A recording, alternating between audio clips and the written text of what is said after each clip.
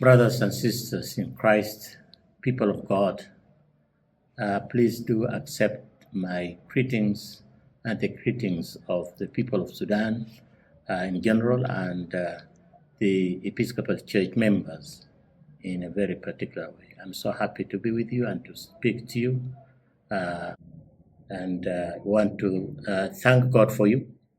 And we're so happy that you continue to journey with us, particularly in this time of crisis in Sudan. Since the last 2 years, we have survived because of your support. In these last 2 years now, we are in the third year of crisis. As you know, of course, you have been hearing people have scattered all over the country, and many have crossed to the neighboring countries. And so because of your support, because of your giving, particularly humanitarian relief aid, which has been going from you, it has been and continues to be very, very important. We are very grateful for this giving. Keeping is the keeping of the pastors in the centers. That without this, people wouldn't have been there. Many would have been died if this relief was not there. But I think we need now to think about beyond the relief. I think we cannot continue with the relief without something else. And I think about the development, about training in this time, because people now are doing nothing. And I think it is time for the church to equip the leaders through short courses like Coral Africa. Despite the challenges and the crisis that has been going on, we have been able to connect with each other, with all the bishops who are in their dioceses. I think most of the bishops are in their places, and they are within the country, except maybe two who are not there, who come from time to time. And we are grateful because we are communicating with each other through telephones, through messenger, through WhatsApp, and emails. Despite sometimes there are power cuts and sometimes it's difficult, but we continue to communicate with one another. The important and difficult place which it was very difficult to communicate sometimes is the Diocese of El-Obeid, because the Diocese of El-Obeid was surrounded for a number of months, and Bishop Ismail,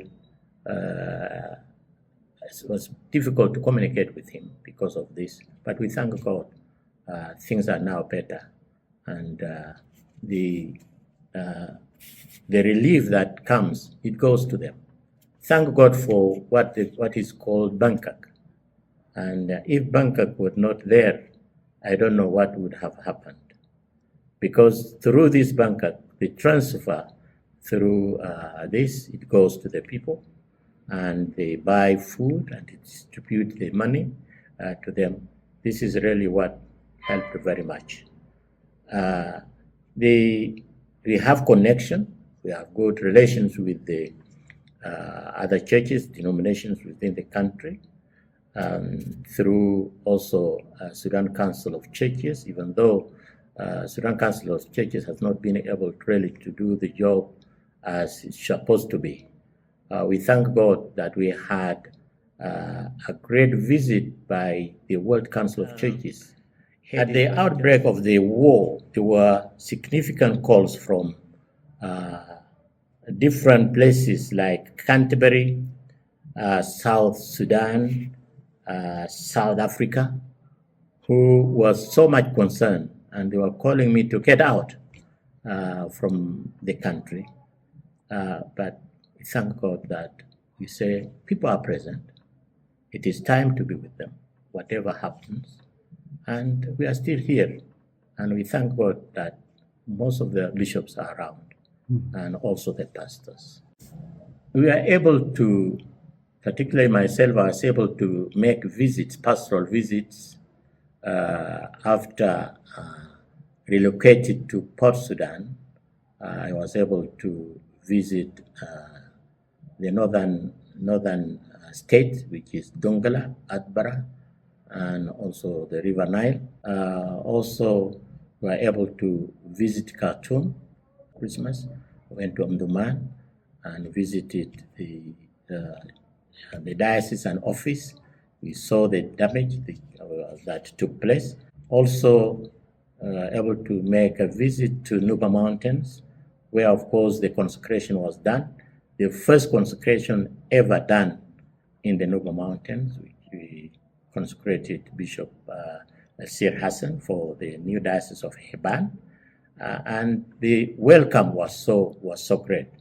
And this is the way that we are trying to do and to hold the church together, despite this crisis that we are having. At this time of war and crisis, we really do not know what the future holds, because the war continues, and to think and plan for the future is not an easy thing. But we are praying that God will give us vision how to handle this crisis. Of course, we had a strategic plan which we want to implement from 22 to 33, 10-year plan. But now the crisis came and we were unable to look into this again. But I think there is need for us to go back to revisit this plan so that we can adjust some of the things. And to do this, it is important for us to come together as the House of Bishops. And to come together, it is not possible for us to meet in the country, Sudan. So we'll need to have a time together so that we can reflect, think, and to plan all the scenarios that may come. How will we do? How will we care for our people? And I hope you people will be able to help us to have this. I would like to also to say that the future of Sudan, nobody knows. Nobody knows what is going to happen. You will remember when South Sudan got its independence, 2011. People were so confused, and many people suffered as a result.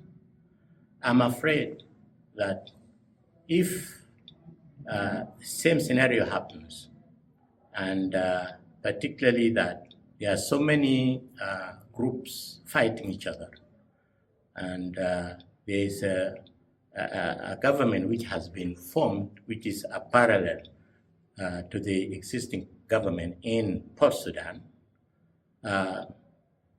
If people are thinking this thing is going to cause the same problem of South Sudan, which is division.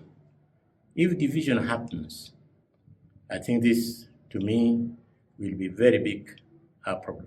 So as for me, I believe in unity, that unity will be the right thing for Sudan to continue united. Yes, I know things are difficult. There is no equality, there is no justice, but I think it is time for the Sudanese to see that all of them are Sudanese. God blessed them with this land, which is so rich, and they should unite together, be together, and have equal sharing, power sharing, wealth sharing. We have all the things in the country. And so unity will be the ideal for Sudan to continue united. If war continues, people will kill each other, they will finish each other, and nobody will live in this land. So please, we want you to advocate for us, the government, with others, peace-loving people, so that this issue of war stops and people build this country once again. Talking about the situation of the people, their life, and their living, as I mentioned, that people have scattered all over within the country and in the neighboring countries. And there are people who have split as a family in many different places. As for me, my example is that my family are now staying in 3 different places. This is just my example. But there are people who are scattered in so many other places, more than 5 places. And there are some who do not even know where the relatives are. They don't know whether they are alive or dead. And so this gives really that people are traumatized. People are sick. People need to be healed. And this is the plan that really, as the church begins to come up with a plan in order to work in trauma healing, so that those, if peace comes, that the church will be able to help and support these people to come to, live with this issue and to come out from this trauma. And we will need somebody, really, the people who are good in this issue, to come and support us so that people come back. People are healed, because there is so much suffering. And so as I come to conclude, I want to say, what does ECS most want from CASSS in the next 5 years or so? I think I want to say that I'm so happy. I'm so pleased that CASSS has been a backbone of the Episcopal Church of Sudan. Again, I repeat what I said, you have been journeying with us all this time of crisis. We're in the 3rd year, and I know you people have been very much concerned about us, praying, giving even extra money in order to support the work of relief. And some people were able to visit us in a very difficult situation. And this is what I want really to say. Thank you. It's a big thank you, and thank you behind it. There are so many things. And please do accept my appreciation on behalf of my colleagues, the bishops, the pastors, the Christians in general. And so what we need in the next coming 5 years, we want you to continue journeying with us. And we hope you will continue to help us. Not only you, I know you are also advocating for us in different ways, and I hope you will continue to do so. The most important thing, not only advocating, but the big weapon that we need is your prayer. Your prayer is the one that is really supporting us. I know among you there are people of prayer, warrior prayers, please continue prayer. I said one time, don't give up in praying for us.